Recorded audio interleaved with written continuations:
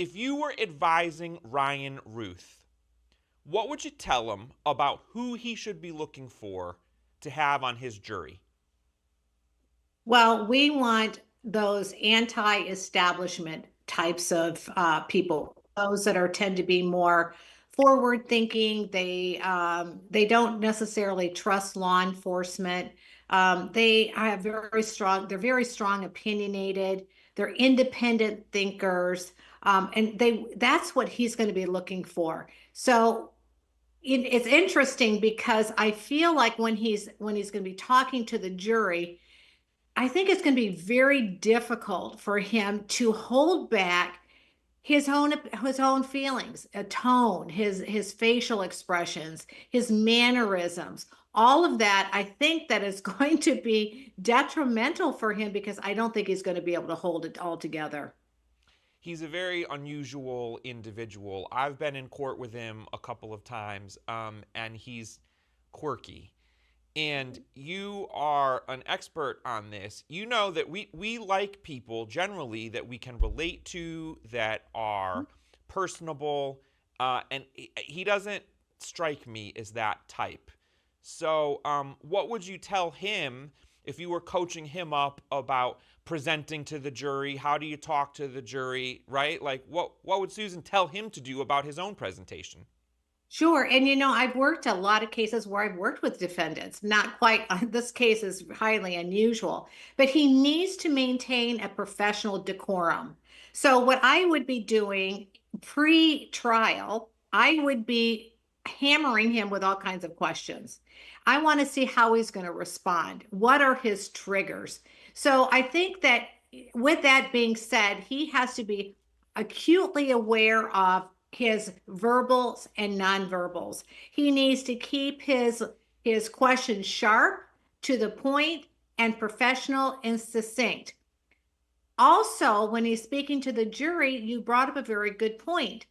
Juries are won or lost in the presentation. He's going to be judged just based on his opening statement. Guilty, non guilty. That's what the research says. So he needs to be likable, approachable. He also has to appear as if he is a genuine, authentic individual. So that's going to be really hard because you're asking him to be something he's not. So that's why I think that when we're watching this all together, we may as well grab our popcorn because he is not going to be able to pull that off. You know, the jury will be instructed to put their politics aside. Doesn't matter who you voted for. It doesn't matter how you feel about Donald Trump. But it's human nature. It's Mm-hmm. hard to do that. So Mm-hmm. if you were voir diring the jury, what questions would you ask them to know that this is someone that is going to leave their politics at the door when they come into this courthouse? I would ask him a simple question when they hear Donald Trump's name. What were your thoughts and feelings? So I wouldn't ask them, could you set your opinions aside and beliefs aside and give a fair and impartial verdict? I think that answer is going to be no. Okay. I think this is a whole other ball game. You are in a county where it's primarily Republican, and then you're in a Republican state, even though that's not a play in it. I'm telling you right now, if I were in that courtroom, I would be looking on social media all over the place. I want to see a blog, a post, anything that he's going to say, anything about he or she that's on the jury regarding their political views. They're going to be removed. That's the problem. So they're going to be gone. Then we've got our independent. So I would be looking for those independent jurors that are neither affiliate defense, excuse me, Republican or Democrat. And now we can't ask them those questions, but we certainly can search the social media, and you can learn a lot about social media and AI. Also, just based on their posts, if they tend to be more conservative or the opposite side. So there's a lot we can learn. We do a lot more pre-trial work. They have a good idea already what they're looking for. So I don't go by, can you be fair and impartial? Of course, they're going to say yes. I mean, I can be fair and I can be impartial. But the answer to that real question is they do have biases. And when you're talking about the president of the United States, as you know, it's either love him or hate him. It's really hard to find it right in the middle. So to find someone that says, yes, I'm a Democrat, or they lean more liberal, and then they say that they could set it aside, I think that they're fooling you. So what I'm looking for, let me tell you what I'm looking for. I'm looking for, when you ask that question, tell me what was your first thoughts and feelings when you heard the name Donald Trump. You hear the name Donald Trump. That itself should create a visceral effect, right? I'm looking for narrowed eyes, maybe a grimace, maybe a smirk, a pressed lip, maybe a slight little movement in their chair. And that's who I'm going to hone in on. And then I'm going to continue to drill down on those. But I think that when it comes to picking a jury, he's going to fail miserably because he knows what he's looking for, but he's not that smart. He's not going to be able to outsmart these prosecutors. He's really put himself in a really vulnerable position, although he will have an advocate. So if he does begin to go crazy on you, which I'm assuming he may, they'll stop the trial and then they may have to do a quick evaluation. But they'll have an advocate standing by. You're shaking I your think that it could be a splendid waste of time. And that yeah. dovetails into another question. What if the Mhm. jury starts to form their own opinion about him that he's crazy? He has not tried to use a not guilty by reason of insanity strategy here. But if I'm on the jury and I see this guy and I'm listening to him every day, I might start to formulate my own opinion about him that he's nuts. Okay, so how do you handle that as a juror? Because you're really not even supposed to be making a determination on his mental fitness. Well, here's the thing though, they can't express that as an individual, even if they are feeling that way, because it's not open for the entire jury to hear that. So if that particular juror has a question, a concern, right? The judge is going to either decide, I guess, to pull in just him or her, or maybe the entire jury, because you've got them all there. It's just not quite that simple. But if they've already formed an opinion about them, how do they overcome it? you know they've already said at the very beginning they would be fair and impartial. So if they found that they were showing such extreme expressions and grimaces and whatever, the judge will have a discussion with maybe that particular juror if whether he can stand trial, and if not, that's the reason why we have alternates. Yeah, but it makes me think of something that my wife says to me all the time. She says, "Mike, your face is talking." You know, Yeah, if I am talking with a crazy person, I have a hard time pretending that they're not. And these jurors are laymen and women. They're just everyday folks. So you put them in this situation where they have to talk directly to. I know they can't talk to him, but listen to this guy. It, I can't imagine that they're just going to be stoic through the whole proceeding and that they're yeah, not going to be reacting to him. Because some of the things that he's going to say and do, they're going to be reacting. Their faces are going to be talking. Talk to me yeah. about that. And that's really, really good point of view, because that is like my soup du jour. I have I been know. trained to read every muscle movement in their face. And I'm telling you, when if he's putting off this impression that he looks nuts, there is uncontrollable, undeniable leakages that are going to pop through onto those jurors, and they may not even be aware that they're actually leaking out information. So the smirks, the giggle under the breath, the puzzled look, or a smirk, or a shoulder shrug, or leaning back. All of that, this is a nonverbal. This is going to be a nonverbal trial, because I think we're going to see a lot of that. I'm going to be in court. I'm going to be watching the jurors' faces. So you give me some pointers, like what should I be looking for on their faces if they're just not buying what he's selling? They think it's rubbish. What would be the tell? Okay, this is it. Look, I don't know that I see what you're doing. What was this? Okay. That's contempt. That's contempt. That person is actually saying he's full of baloney. So when you hear somebody, Show it he's to me again. expressing Show it to me again. Okay, you're doing a subtle movement with the corner of your mouth, with your lips. one side. That's contempt. And that is what we find is that's called moral superiority. In other words, when the juror's hearing him speak, inwardly the juror's going, he is so full of crap. And then you'll see a side smirk, which is called contempt. The other thing is you might see an eyebrow raise, a quick little eyebrow raise, and skepticism, right? You might see puzzlement, right? So where the eyebrows lean together. There's going to be a How about, lot of that. yes, I'd put money on that. There's going to be a lot of puzzlement. right. And then the pressed lips, Okay. right? So the pressed lips is like you're restraining frustration and anger. And it can be a really large, like with not only just the mouth, but with the forehead. I have a hard time thinking they're going to do it because they're going to try their hardest to conceal. So when they conceal, that means that they're going to try really hard because not to show this emotion. And what happens is cognitive load builds and that leaks out through these little micro expressions.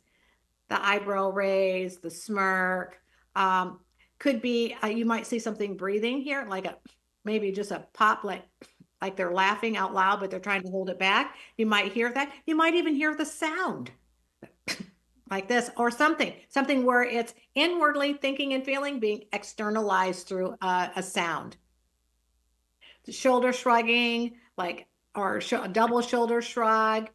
They're not going to show hand gestures because the box is covered there. So all it is right here in the face. How about face flushing? If maybe the ears might turn red. Maybe you might see some redness come about on their neck. Another one they may rub their neck, right? This might show concern or worry. So there's a lot of They might be rubbing their temples. They might because this guy's going to be giving them a headache. yeah, probably, but that's pretty obvious. They kind of go like this, or they may turn. Or here's another one. They may shift their body language away from him. Oh, okay. Okay, so in other words, where they're attentive, I'm going to assume that they're going to be very attentive. If I were in there, I'd be like, I don't want to miss a thing. I want to see this all because this guy is absolutely nuts. But if they lean back and they're trying to give the nonverbal cue, I'm not interested, they may lean back and they may turn their chair ever so slightly. And what they're doing is giving the defendant the nonverbal cold shoulder. You know, it it's not lost on me or our viewers that most times an attorney will advise the defendant, do not take the stand in your own defense. Don't Mhm. do it. This goes way beyond that. He's not taking a stand in his own defense. He's defending himself entirely. Is this foolhardy?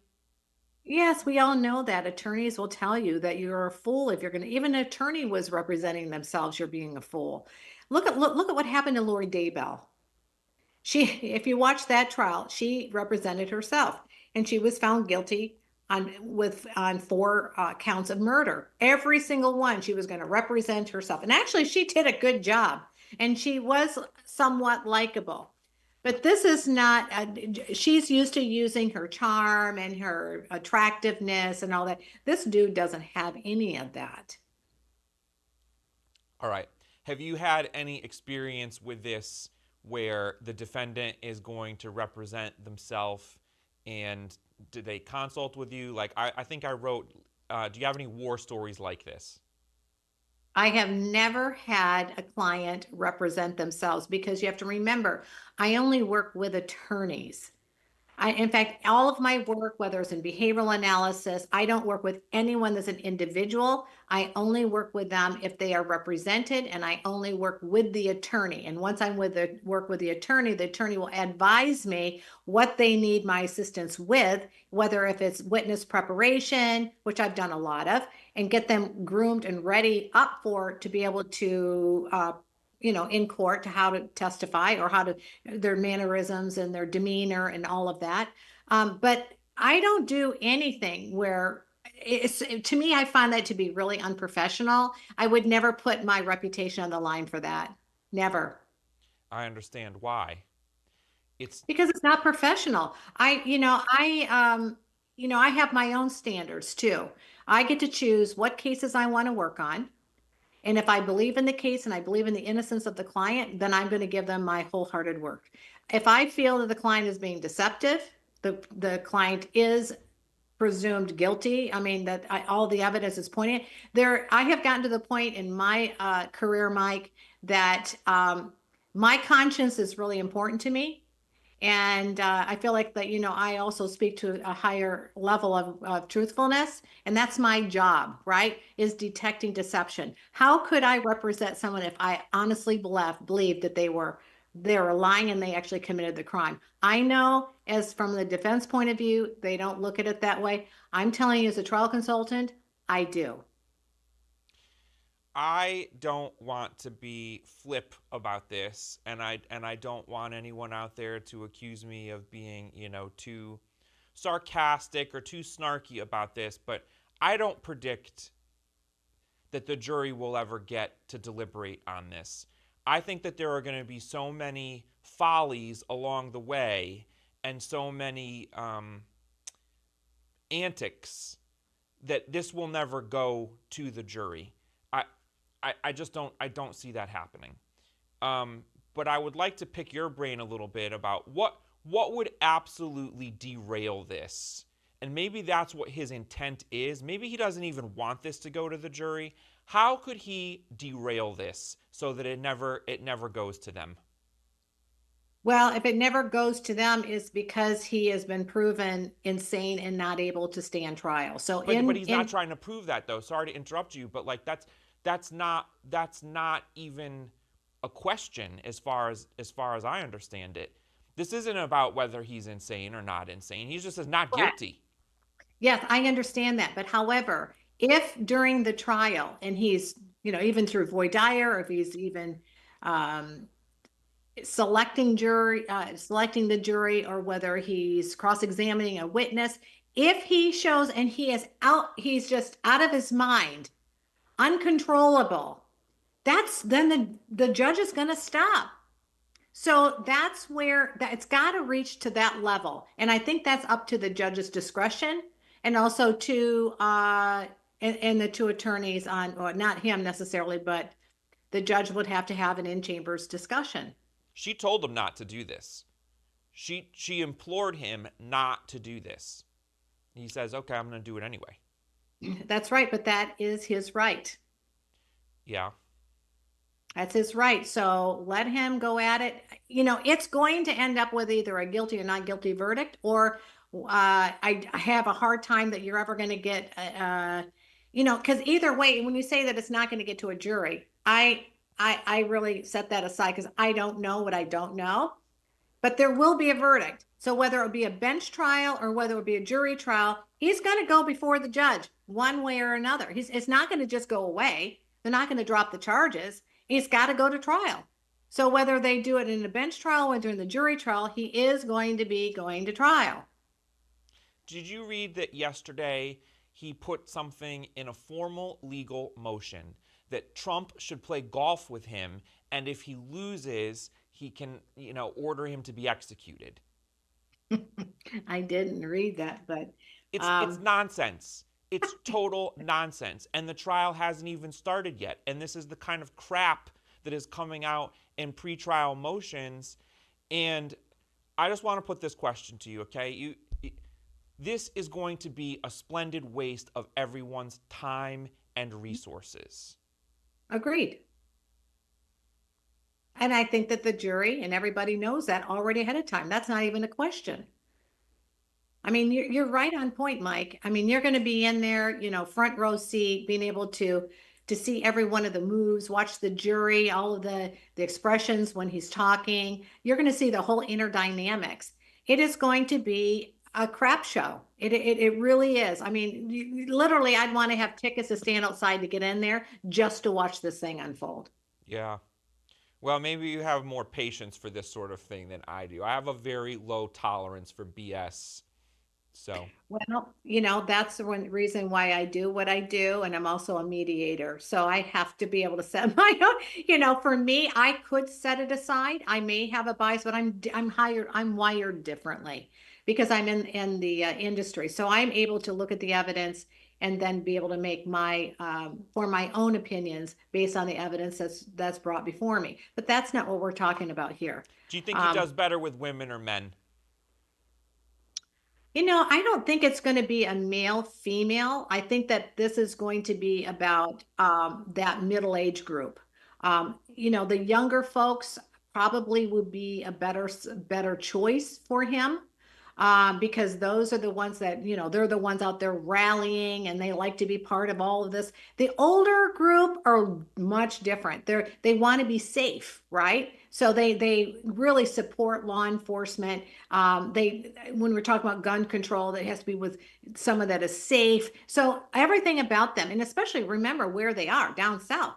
All the snowbirds are down there and they live down. So we've got a lot of retirees. So if I were the prosecution, I want about many as retirees and older people from middle age on up on there. I want all the younger people on the opposite side. So, that's only just the beginning of the profile. Okay. Yeah, I That's can dig it. different. I'm buying what you're selling. Young is maybe a little more anti-establishment, a little more rebellious. Mhm. Older people, a little more cynical, a little more practical. So, okay, I'm buying what you're selling so far. Let me Okay. see here.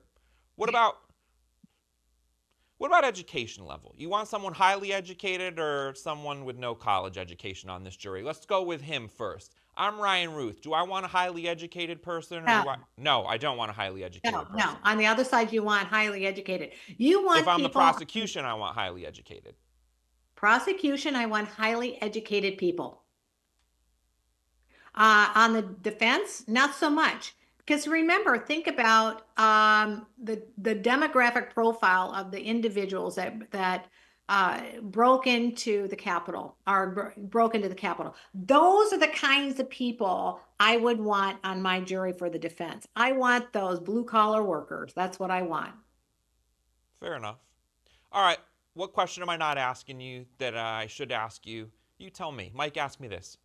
All right. Well, Mike asked me this. Are you going to keep a seat next to you so I can sit next to you to watch the whole thing Oh, unfold? that'd be awesome. That would be awesome.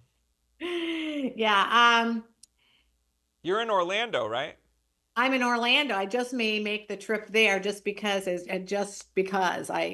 is kind of an interesting case, so much different than what I'm used to doing because No most of my stuff. cameras in the courtroom though. So like that's cool for me as a reporter because I have to tell the viewer what's going on. I can't show you what's going on cuz no cameras allowed in the federal courtroom.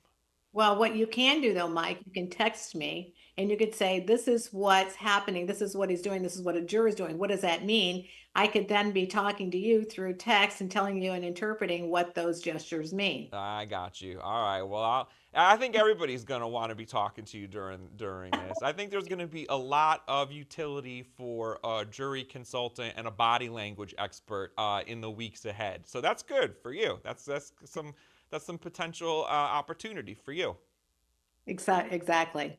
Well, do you have any more questions for me? Oh gosh, I could talk to you for hours. Let me see here. Let me see if I've got more rattling around up here.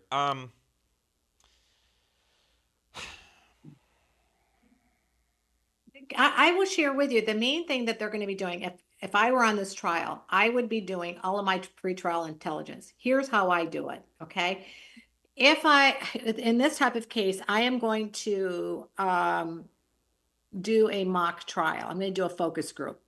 And anything and everything that I am going to ask that jury, I'm going to test beforehand to see the responses of the jurors.